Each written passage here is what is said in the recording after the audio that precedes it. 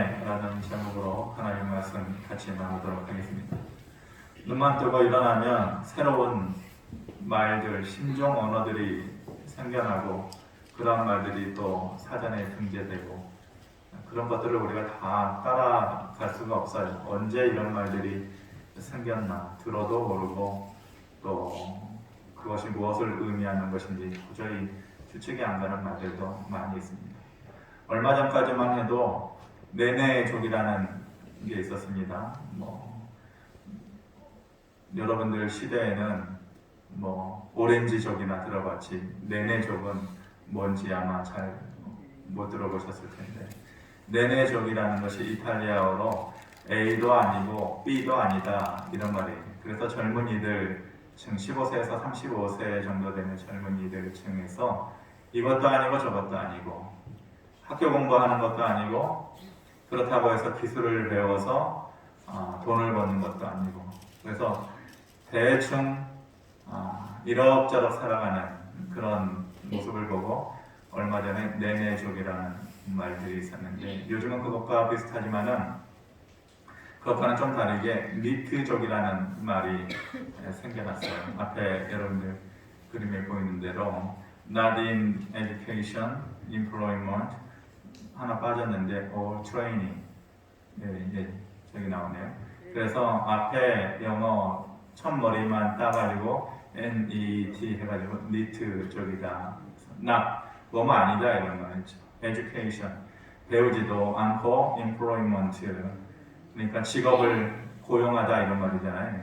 직업을 가지지도 않고 training 훈련하고 연습하는 것이잖아요. 뭔가 직업 교육을 받아가지고 자기 인생을 계획하고 또 살아가야 되는데 그런 것도 안 하고, 그래서 배우지도 않고 직업도 안 가지고 자기를 위한 자기 개발도 안 하고 니트족이다 이렇게 얘기합니다. 한국고용정보원이라는 곳에서 최근에 전 세계의 주요 국가 중에서 니트족이 어느 나라가 가장 많은가를 조사를 했거든요. 다음 그림을 보면 잘 보이는지 모르겠는데 흐릿해서 첫 번째 니트족이 제일 많은 나라가 이탈리아입니다. 아마 날씨가 따뜻하고 추운 나라는 굶어 죽으니까 아무래도 좀 더욱더 절박한데, 따뜻한 나라 사람들은 좀 흐물흐물해요. 그 미국에도 보면 멕시칸 사람들이 많잖아요. 그 사람들이 하루 벌어서 하루 쓰고 또 돈 떨어지면은 그냥 있다가 또 돈이 필요하면은 또 나가가지고 잠깐 눈 치우고 일하고 그런 경우들이 많이 있는 걸 봤거든요. 그래서 그런지 1, 2위가 이탈리아 사람들, 멕시코 사람들이. 어느 정도 멕시코 사람들이나 이탈리아 사람들 지정학적인 위치나 여러 가지 국민성이나 이런 걸 봐가지고는 이해가 되는데, 그 많은 나라 중에 3위가 한국이에요. 한국이 여러분들 그림에서 보는 것과 같이 다른 나라들보다도 니트족이 상당히 많다라는 것이죠. 직업 훈련도 받지 않고 부모하고 같이 살면서 근근히 아르바이트를 하루 이틀 하면서 필요한 돈만 벌고서 살아가는 그러한 세대들이 많이 있다는 것이에요. 겉으로 보기에는 일하는 젊은 세대가 줄어들어간다 라는 것이 문제인 것처럼 보이죠. 우리나라가 일본의 뒤를 이어서 노령 인구가 굉장히 급속히 늘어나고 있잖아요. 그러니까 노동할 수 있는 인구는 점점 줄어드는 거예요. 나이는 많아서 일 못하는 사람들 많고, 또 젊은 세대들은 니트족이 되면서 일 안 하려는 사람들이 많고, 그렇게 되다 보면 장기적으로 보면은 경제 경쟁력이 아무래도 떨어지게 되면 심각한 문제가 되겠죠. 그냥 겉으로 보면은 일할 수 있는 사람들이 줄어든다라는 것이 문제인 것처럼 보이지만, 속을 깊이 들여다보면 그것보다도 더 심각한 것은 이 시대를 살아가는 사람들이 뭔가 하려는 의지가 떨어진다. 과거의 사람들은 꿈을 쫓고 소망을 쫓고 이랬는데, 이 시대 사람들은 꿈이 뭐냐? 꿈이 없다. 소망이 뭐냐? 소망은 내 것은 아니다. 이렇게 얘기하는 거. 그러니까 소망을 가지는 것, 꿈을 가지는 것은 나하고는 상관없는 일로 받아들이는 거예요. 그것이 나에게 이루어지는 것은 아니다. 그것이 심각한 문제인 것이죠. 키에르케고르가 죽음에 이르는 병이 뭐냐? 절망이다. 이렇게 얘기했잖아요. 죽음에 이르는 병은 상당히 많죠. 각종 암들도 있고 요즘 같은 때에는 원인 모를 전염병도 있고 죽음에 이르는 병이 상당히 많은데 그러한 육체적인 죽음이 아니라 실질적으로 인간으로서의 살아가는 데에 인간의 죽음을 가져다 주는 영적인 죽음을 가져다 주는 그런 것이 뭐냐? 절망이다. 사람이 희망할 것이 없고 소망할 것이 없고 하루하루 살아가면서 나 오늘도 절망하는 삶이야 라고 한다 그러면은 이 사람은 곧 죽음에 이르게 되는 것이죠. 죽음에 이르는 병이 절망이다 라고 얘기했습니다. 자꾸만 사람들이 꿈을 잃어가고 소망을 잃어가는 그러한 젊은 세대들 아니면은 나이가 들어서도 마찬가지고 그러한 자녀들을 보면서 너 왜 그렇게 사냐? 꿈을 좀 가져봐. 소망을 좀 가져봐라. 한 번 사는 인생인데 왜 그러냐? 1000만 번을 얘기해도 안 먹힙니다. 억지로 꿈과 소망을 집어넣어 줄 수가 없는 것이에요. 그런데 문득 우리가 예전에 불렀던, 저는 참 많이 불렀던 노래인데 복음성가 중에 이런 노래 있죠. 생명 주께 있네. 그래서 세 가지의 것이 주께 있다고 해요. 생명 주께 있네, 능력 주께 있네, 소망 주께 있네. 너 좀 생명력 있게 좀 살아봐. 그런데 이 세 가지 것이 다 요즘 사람들이 놓치고 사는 것이에요. 꿈꾸지 못하고 잃어버리며 사는 것이에요. 그게 생명력 있는 삶. 요즘 사람들이 다 그것을 놓치고 살아요. 능력 있는 삶을 살아가고 싶은데 그것도 내 것은 아니라고 생각하면서 살아가는 것이에요. 소망 있는 삶을 살아가고 싶은데 그것과는 거리가 먼 것과 같은. 그러니까 요즘 사람들은 이 세 가지의 것과 먼 시대를 살아가고 있죠. 성경은 분명 그런 것들이 하나님 안에 있다라고 얘기해요. 생명 주께 있네, 능력 주께 있네, 소망 주께 있네. 그런 것들이 분명히 가져라 가져라, 품어라 품어라 해서 되는 것이 아니라 그런 것들이 하나님 안에 있고 하나님께서 허락해 주셔야만 우리가 가질 수 있는 것이다. 이렇게 얘기하고 있는 것이죠. 첫 번째로 생명은 하나님께 있는 것입니다. 본문에 보면 바울이 어떻게든지 자기를 잡아서 죽이려는 사람이 있음에도 예루살렘으로 들어가죠. 예루살렘 행을 강행을 해요. 가가지고 복음을 전하기 위해서 들어가는데 그렇게 할 수 있었던 것은 인간적인 용기가 아니에요. 주변 사람들이 다 말렸어요. 이제 들어가면 잡혀서 죽습니다. 그럼에도 불구하고 예루살렘으로 들어가고 있는 것이죠. 인간적인 용기 아니에요. 그 면면을 살펴보면 당연히 용기도 있었겠지만은 하나님께서 너와 함께 해 주실 것이다 라고 하는 약속을 강하게 해 주셨기 때문에 그 믿는 마음에 있어서 들어갈 수 있었던 것이지 인간적인 용기만을 가지고 들어갔던 것이 아니에요. 그 약속이 뭐냐? 11절 말씀에 그날 밤에 주께서 바울 곁에 서서 이르시되 담대하라. 내가 예루살렘에서 나의 일을 증언한 것 같이 로마에서도 증언하여야 하리라 하시니라. 너 죽을 때 아니다. 너 서슬이 커래가지고 너를 잡아겠다고 죽이겠다고 사람들이 질비하게 그렇게 늘어서 있지만은 너 죽을 때 아니다. 너 예루살렘에서 복음 전한 것 같이 로마에도 가가지고 내 복음을 전하는 사명이 아직 너에게 남아있어. 그 사명이 끝날 때까지는 죽지 않아. 내 손으로 붙잡아 줄 거니까 걱정하지 말고 들어가라. 그 약속이 있었기 때문에 예루살렘으로 들어간 거예요. 단순한 용기만 가지고 들어간 것이 아니에요. 그런데 사람의 일이라는 것이 또 하나님의 일이라는 것이 약속을 주셨다고 그때그때 되어지는 게 아니에요. 모든 것이 순탄하게 되어지는 것이 아니에요. 하나님 약속이 있었지만은 현실은 그 안에 늑대와 이리와 같은 사람들이 너무 많았다는 거예요. 바울을 죽이려고 하는 사람들이 넘쳐났어요. 개인적으로 바울의 개인적으로 보면 참 괴로운 일이죠. 아니 어디를 가도 눈빛만 봐도 저 사람이 나를 좋아하는지 싫어하는지 그런 눈치 정도는 사람이 있잖아요.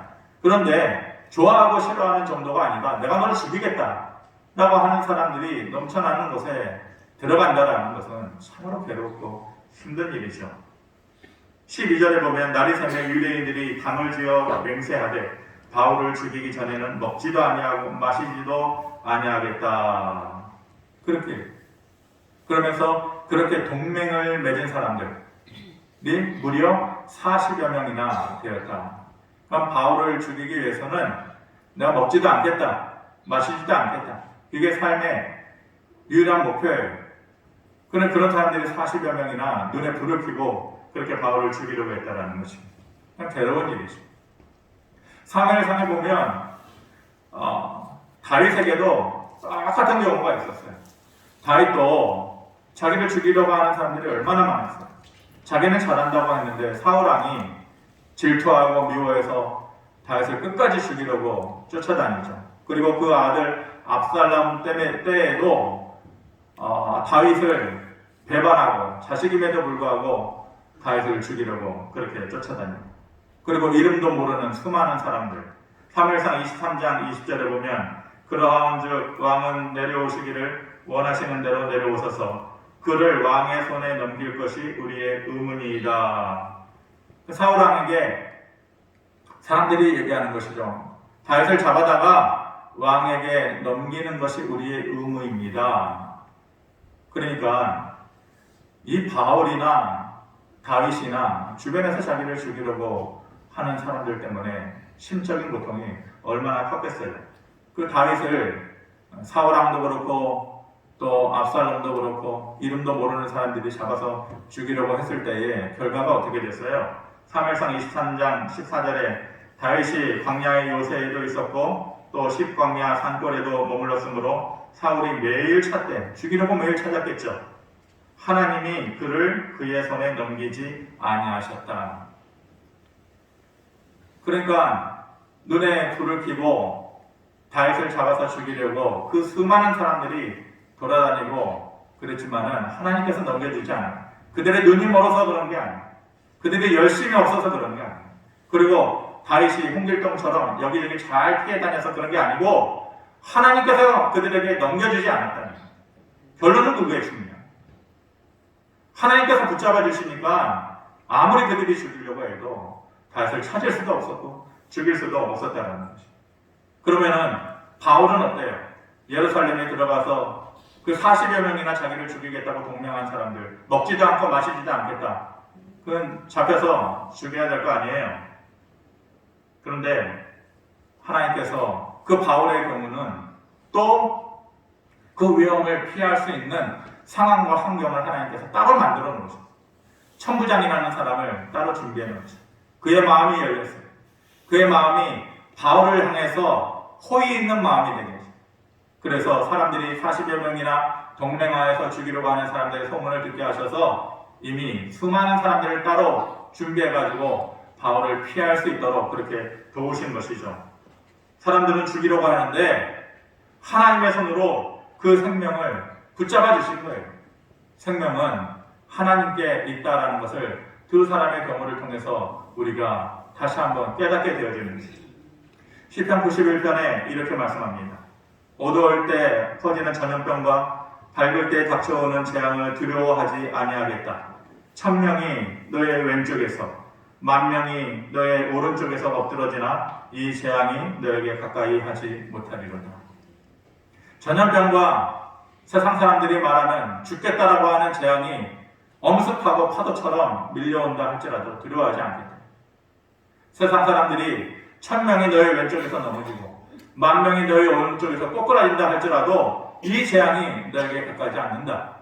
하나님께서 사명에 붙잡혀서 사는 자, 하나님의 생명 목록 안에 있는 자, 하나님의 장중에 붙잡아 주시는 자는 아무리 우박이 치고 비구름이 몰려온다 할지라도, 그래서 수많은 세상 사람들이 왼쪽에서 오른쪽에서 수만 명이 쓰러져 간다 할지라도 너희들은 내 손으로 붙잡아 줍니다. 생명은 내게 있다라고 말합니다. 사람들 확률 참 좋아요. 확률. 월드컵을 아직 안 끝났죠. 우리나라 끝나고 나니까 하는지 안 하는지 잘 모르겠어요. 네. 확률 참 좋아요. 확률을 말하자면 대한민국이 16강에 올라갈 확률. 그래서 확률 거의 없다. 근데 사람 일이 다 그렇게 확률대로 되는 게 아니죠. 확률을 좋아하지만 그 확률대로 가면 다윗이 살아남을 수 있는 확률이 얼마나 됐을 것 같아요? 바울이 예루살렘에 들어가가지고 살아남을 수 있는 확률이 얼마나 됐을 것 같아요? 확률이 없으니까 사람들이 옷자락을 붙잡고 끝까지 매달린 거예요. 들어가지 마세요. 살 확률이 없습니다. 들어가지 마세요. 들어가면 죽습니다. 다윗도 그렇고 바울도 그렇고 사람들이 말렸던 건 아니에요. 확률대로라면 살아남을 수 없는 것입니다. 그런데 하나님께서 붙잡으시고 확률이 중요하지만 확률을 뛰어넘는 것이 하나님의 능력이고 하나님의 장중이고 하나님께서 붙잡아 주시면 그 생명이 죽게 있음으로 인해서 다시 살아날 수 있는 것을 우리가 믿어야 하는 것입니다. 두 번째로 능력도 생명 죽게 있고 능력도 하나님께 있다는 것. 이스라엘 백성들이 애굽에서 나왔어요. 잼뱅이와 같은 것, 어린아이와 같은 것들이 전쟁이라는 건 할 줄도 모르고 430년 동안이나 못 빨아주고 애굽 사람들 밥해주고 허드렛일 해주고 그렇게 살았던 사람들. 그리고서 종의 노예의 그런 본성에 그 눌려서 사는 사람들이 그 사람들이 전쟁을 할 수 있어요. 가나안 사람들은 철기 문화에 있었던 사람들이 그런데 그 철기 무기를 가지고 싸우는 사람 앞에서 이 한 번 나무 몽댕이나 가지고 밥하고 빨래하던 그 사람들이 전쟁을 하죠. 그들이 가나안 전복전쟁을 한다고요? 말도 할 수 없어요. 그들은 아낙 자손이라고 했어요. 키가 장대와 같이 큰 사람들이라고 했어요. 그래서 그들을 보고서 뭐라고 해요? 우리는 메뚜기와 같다고 그랬잖아요. 그러니까 현실적으로 보면 가나안 전복전쟁이라는 것은 이룰 수 없는 것이에요. 근데 하나님께서 뭐라고 말씀하셨어요? 전쟁은 나에게 속한 것이다. 너희가 그들 앞에서 싸울 일이 없다. 내가 너희를 대신해서 싸울 것이다. 하나님의 능력으로 가나안을 전복전쟁할 수 있었던 것입니다. 세상을 살면서 더 강하고 더 큰 자를 이기는 능력 어디에 있는 거예요? 여러분들 그런 거 못 느껴요? 세상 살면 참 나보다 잘난 사람 많다. 저 사람들과 경쟁해서 내가 도대체 어떻게 이겨야 되나? 시험 같은 거 보러 가면 저는 그때마다 그런 걸 느껴요. 지금은 이제 시험 볼 일이 없지만 과거에 시험 참 많이 보러 다녔을 때 그 교실 한 해 한 50명, 60명 시험 보는데 경쟁률로 따지면은 두 교실을 합쳐놓은 거기서 딱 한 명 되는 거예요. 합격이 확률로 치면. 그러니까 여기에서 만약 시험 본다고 하면은 여기서 딱 한 사람만 합격하는 거예요. 그럼 옆에 사람들 다 보면 야, 저놈들 눈이 부리부리하고 공부를 참 열심히 했겠다. 저놈도 참 똑똑하게 생겼다. 그런 게 막 느껴지는 거예요. 그러면은 야, 이 안에서 딱 한 명 되는데 그게 내가 될 수 있을까? 그런 생각하면서 참 절망스럽고 그럴 때가 많았는데 세상에 살면서 강한 사람 많고 능력 있는 사람 많고 더 크고 강한 사람을 이기는 능력 어디에 있어요? 다윗이 아마 그런 마음이지 않았겠어요? 골리앗 앞에 서 있을 때 2m 80 거의 3m가 가까이 되는 그 골리앗 앞에서 20살도 채 되지 않은 전쟁 능력이라는 건 없어요. 그냥 양치고 소치고 물맷돌 던지면서 그냥 장난하듯이 자기의 소나 양이나 지켰던 다윗이 그 골리앗 앞에 서 있을 때 그 크고 강한 사람을 어떻게 이겨요? 그런데 다윗에게는 믿음이 있었잖아요. 뭐예요? 너는 칼과 단창으로 내게 나오지만 나는 만군의 여호와의 이름으로 나아간다. 나보다 더 크고 더 힘있고 더 능력 있는 사람이나 세상을 이기는 방법 그것은 그 세상은 칼과 단창으로 내게 나옵니다. 지식으로 내게 나옵니다. 물질로 내게 나옵니다. 사람의 배경으로 나옵니다. 그렇지만 하나님을 믿는 사람들은 그것으로 싸우는 게 아니에요. 만군의 여호와의 이름으로 나아갈 때에 다윗이 골리앗을 쓰러뜨릴 수 있었던 것이죠. 큰 능력은 하나님께 있는 것이죠. 칼과 단창에 있는 게 아니에요. 지식에 있는 게 아니에요. 세상 살면서 우리가 뚜렷이 느끼는 것 아니에요. 학교 다닐 때는 공부 잘하는 게 능력이에요. 그런데 학교 나와가지고 공부 잘하는 것만으로 세상 살아갈 수가 없어요. 다 이길 수가 없어요. 하나님께서 주시는 지혜가 최고예요. 세상 사람한테 하나님께서 주시는 능력이 최고인 것입니다. 고린도후서 4장 7절 말씀 우리 한번 같이 읽어봅시다. 시작. 우리가 이 고개를 질그릇에 가졌으니 이는 심히 큰 능력은 하나님께 있고 우리에게 있지 아니함을 알게 하려 함이라. 아멘. 이 고개를 질그릇에 가졌다. 우리가 뭐예요? 질그릇이에요. 저와 여러분은 질그릇과 같은 사람. 우리가 레위기 새벽 시간에 보고 있는데 더러운 것이나 부정한 것은 질그릇에 담으면 질그릇은 반드시 깨뜨려야 돼요. 유기그릇에 담은 것은 물로 씻어가지고 다시 사용하면 돼요. 근데 질그릇은 그 더러운 그것을 내포하고 있기 때문에 반드시 깨뜨려요. 깨뜨려지는 인생이에요. 그래서 우리를 보고 질그릇과 같은 인생이라 깨뜨려지는 인생이에요. 보잘것없는 인생이에요. 그런데 그 보잘것없고 깨뜨려지는 인생과 같은 우리에게 뭐가 담겨져 있느냐? 그 안에 큰 능력 하나님께 있고 질그릇과 같은 우리의 안에 뭐가 있냐? 큰 능력을 가지신 하나님이 그 안에 담겨져 있기 때문에 우리의 질그릇이 헛되게 깨뜨려지지만은 않는 것이다. 이런 것이죠.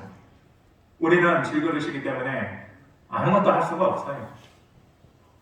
가치도 없는 것이에요. 그런데 우리를 살리시는 능력이 하나님 안에 있는 큰 능력이라는 것이 무슨 능력을 얘기해요? 저는 이 큰 능력이라는 것이 살려내시는 능력이라 그렇게 믿어요. 살려내는 능력. 이 세상에 살려낼 수 있는 능력은 아무도 없어요. 하나님만이 그 능력을 가지고 있어요. 이 세상에. 그래서 그 큰 능력은 하나님께만 있는 것입니다. 어찌할 수 없는 삶의 순간을 우리가 부딪히게 돼요. 때로는 노력도 하고 사람들의 도움으로 근근히 살아가기도 하고 또 하나의 문을 열고 들어가서 또 하나의 벽에 부딪히면 또 애쓰고 노력하는데 그거 갖고 다 해결이 안 될 때가 있어요. 어찌할 수 없는 상황에 부딪힐 때가 있어요. 그럴 때는 큰 능력이 필요한 거예요. 우리 능력으로는 할 수가 없어요. 그 큰 능력의 주인은 오직 하나님이시다 말씀하는 거예요. 출애굽기 14장 13절 우리가 너무 잘 알아요. 애굽 사람이 뒤에서 쫓아올 때 홍해가 앞을 가리고 있었어요. 앞뒤가 다 막혀 있었어요. 땅으로 꺼질 수도 없고 하늘로 올라갈 수도 없고 뒷걸음질할 수도 없어요. 옆으로 피할 수도 없어요. 어쩔 수 없는 상황이잖아요. 노력해도 안 되는 상황이에요. 그때 하나님께서 모세에게 이르시되 너희는 두려워하지 말고 가만히 서서 여호와께서 오늘 너희를 위하여 행하시는 구원을 보기만 해라. 어찌할 수 없는 삶의 상황에 부딪혔을 때에는 우리의 능력으로 안 된다. 그때 필요한 것은 큰 능력이에요. 그 큰 능력은 무슨 능력? 살려내시는 능력이에요. 그 살려내시는 능력의 주인은 오직 하나님이십니다. 오직 하나님께만 그 능력이 있는 것이에요. 세 번째로 생명 주께 있고 능력 주께 있고 소망이 주께 있다 말씀하시네요. 로마서 15장 13절에 소망의 하나님이 모든 기쁨과 평강을 믿음 안에서 너희에게 충만하게 하사 성령의 능력으로 소망이 넘치게 하시기를 원한다. 이렇게 바울이 얘기하고 있어요. 바울은 하나님을 어떤 하나님이라고 소개하고 있어요? 소망의 하나님이다. 이렇게 소개해요. 그러면서 소망의 하나님이 너희가 살면서 기뻐해야 되는 거, 평강을 누려야 되는 거, 그것을 너희 안에 충만케 해주실 것이다. 뿐만 아니라 성령의 능력을 통하여서 소망이 너희 안에 넘치게 하실 것이다. 이렇게 말하고 있습니다. 우리가 가지는 게 아니고 성령의 능력을 통하여서 소망을 좀 품고 살아. 어떻게 그렇게 사냐. 아무리 얘기해도 안 된다니까요. 해보셨잖아요. 안 돼요. 그냥 생기는 거예요. 우리의 마음에 소망을 주시는 분이 하나님이세요. 그 소망을 주시고 이루어 가시는 분이 하나님이라 말씀하셨어요. 그리고 성령의 능력을 통해서 그 소망이 넘치게 하시는 거예요. 그러므로 10편 42편 11절과 같은 고백이 우리에게 있어야 하는 것이죠. 우리 같이 한번 읽어봅시다. 시작. 너는 하나님께 소망을 두라. 나는 그가 나타나 도우심으로 말미암아 내 하나님을 여전히 찬송하리로다. 아멘. 그러므로 억지로 애쓰고 전전긍긍하고 남의 도움을 받는다고 생기는 것도 아니고 그렇게 소망이 생기는 건 아니고 소망을 주시는 하나님, 너는 하나님께 소망을 두라.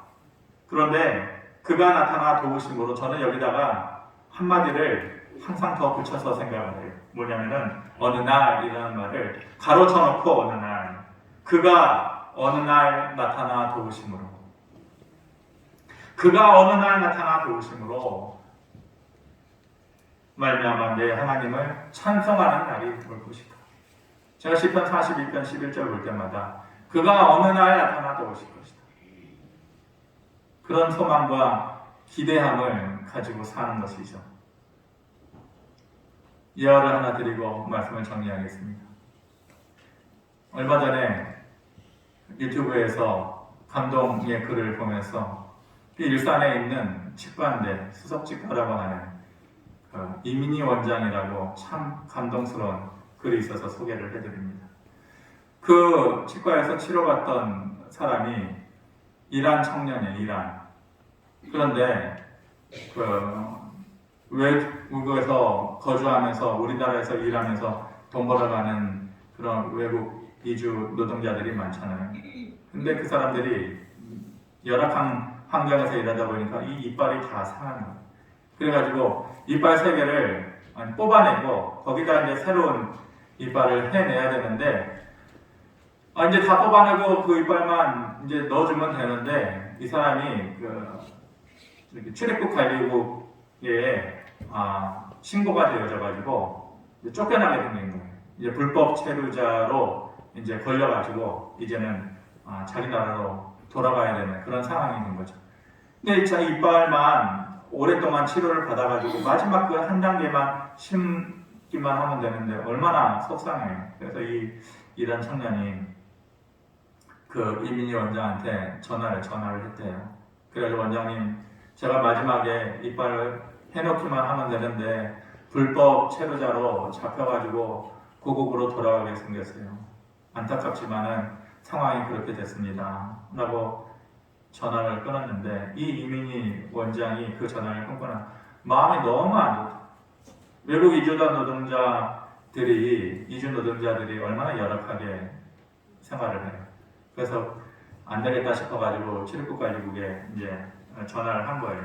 전화를 해서 상황이 이렇게 되는데 그 사람을 우리 치과로 데려오지 못한다면 제가 우리 직원하고 간호사하고 필요한 그거를 하려고 하면 기구나 이런 것이 많이 있어야 되잖아요. 그냥 뚝딱뚝딱 할 수 있는 다 가져가가지고 그 사람이 고국으로 쫓겨나기 전에 이빨을 좀 해 넣어줬으면 좋겠는데 가능하겠냐고. 그런데 이 전화를 들은 사람도 그러니까 사람의 일이 되려고 할 때는 모든 것이 합력하여서 선을 이루게 되는 거예요.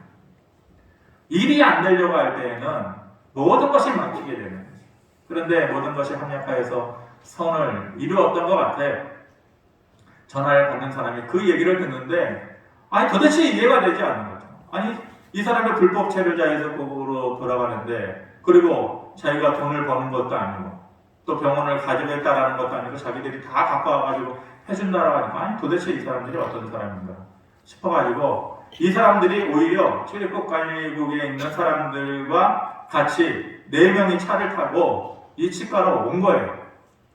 그래가지고 이 불법 체류자 한 사람을 위해서 하루를 온전히 희생하면서 치과에 와가지고 마지막 이빨을 해놓고 이제 돌아가려고 하는 그때에 이 원장이 돌아가려고 하는 그 이란 청년을 붙잡고 눈물로 기도를 했어요. 그러니까 이 사람이 앞으로 어떻게 불법으로 해서 어떻게 살아갈까 그러면서 하나님의 축복을 간절히 바라는 기도를 해주고 그러면서 돌아가는 길에 자기 병원에 있었던 간호사들하고 자기하고 돈을 십시일반 모은 것을 다 이렇게 해가지고 그 이란 청년의 손에 쥐어주면서 고국으로 돌아가가지고 조금이나마 도움이 될 수 있게 그렇게 넣어주는데 이란 청년이 거기서 막 엉엉 울고 도대체 어떻게 이런 일이 있었습니까? 이름도 서로 알지 못하고 생면부시, 피부치 이것도 아니고 피가 섞인 사람들도 아니고 남의 나라에 와가지고 불법 체류자로 낙인 찍혀가지고 돌아가야 되는 그러한 한심스럽고 처절한 상황에서 이 사람을 만나가지고 치료받고 기도받고 또 돌아가는 여비에 쓰라고 사람들이 돈을 모아준 이 상황에서 이 사람의 마음이 완전히 무너진 거예요. 이게 무슬림 아니에요? 이슬람 사람 아니에요? 그런데 그 광경에서 이 출입국 관리국에서 같이 왔던 사람들도 다 감동을 받은 거예요. 그래서 이 이슬람 청년이 제가 이제부터 돌아가서 하나님 믿겠습니다. 그리고 그 같이 동행했던 출입국 관리국에 있었던 사람들도 그 자리에서 다 울고 감동을 하고 자기들도 하나님 믿겠다. 하나님 좀 믿으세요라고 말한 것도 아닌데 자기들이 알아서 하나님 믿겠다. 다른 것은 몰라도 이 청년이 쫓겨났죠. 그리고 자기 나라로 가가지고 내 인생은 왜 그럴까? 왜 이렇게 안 풀릴까? 그렇게 살았을 것 같아요. 저는 결코 그렇게 생각하지 않아요. 너무너무 그의 남은 삶 동안에 어디에 있든지 평생 꺾이지 않는 소망을 품고 살았을 것 같아요. 인생이라는 것이 참 살만한 겁니다. 어느 날 나타나 도우시는 손길이 있구나. 이 소망을 분명히 품었을 것 같아요. 그 이러한 청년의 소망은 누가 준 거예요? 그 치과병원 원장이 준 거죠. 그 치과병원 원장의 그 소망의 근원은 어디에 있어요? 하나님께서 주시고 소망은 하나님께로부터 생명도 하나님께 있고 살아갈 능력도 하나님께 있고 그리고 잃어버린 소망도 하나님께서 우리에게 주시고 그것을 채워주시는 거예요. 한 주간의 삶을 살아갈 때 그것이 하나님께 있고 하나님의 허락을 통해서만 우리에게 주어진다는 것을 우리가 믿고 하나님 저에게 새 생명 주세요. 그리고 삶을 살아가야 능력을 주세요. 다른 사람이 없는 능력을 나한테 주세요. 그리고 억지로 내 안에 만들어낼 수 없는 삶의 소망을 나에게 주세요. 이렇게 기도하고 그것을 이루고 경험하는 저와 여러분들의 삶이 되어지기를 주님의 이름으로 축원합니다. 고마우신 아버지 하나님, 그렇습니다. 생명도 살리기도 하고 죽이시기도 하는 분이 하나님이라고 말씀하셨습니다. 하나님께 있는 것이고 능력도 하나님께 있습니다. 소망도 하나님께 있는 줄 믿습니다. 내 것이 아니고 내가 만들어낼 수 있는 것이 아닙니다. 하나님 우리를 긍휼히 여겨주시어서 새 생명 주시고 큰 능력 주시고 산 소망 허락하여 주시옵소서. 예수님의 이름으로 기도합니다. 아멘.